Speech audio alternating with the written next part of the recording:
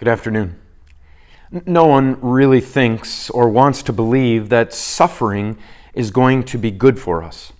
That who thinks that going through really difficult times or suffering pain or heartache is actually going to turn out in a good way?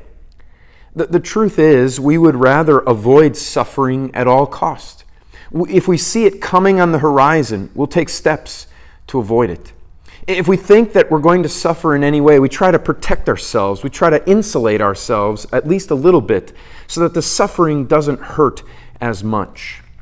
But when you look back on the times of suffering, the times that you have come through really difficult times, do you think about how you came through that?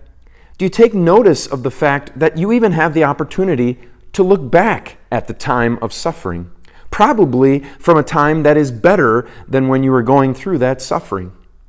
The idea that you have been brought through times of suffering and those times have made you stronger. Those times have actually helped you to improve, to look at the mistakes that maybe you made that got you into that mess, and you don't make those mistakes going forward.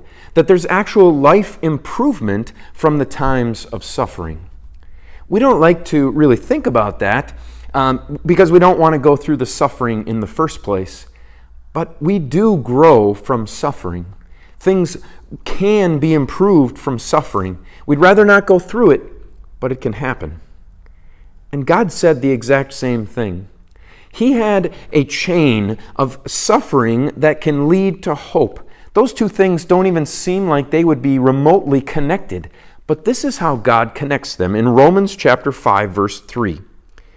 Not only this, but we also rejoice confidently in our sufferings, because we know that suffering produces patient endurance, and patient endurance produces tested character, and tested character produces hope. And hope will not put us to shame, because God's love has been poured out into our hearts by the Holy Spirit who was given to us. The way that you get to hope by going through suffering is because God continues to pour out His Holy Spirit into your hearts.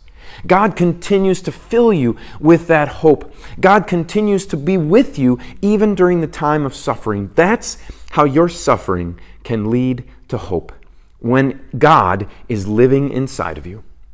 Until we see each other again, the Lord's blessings on your day.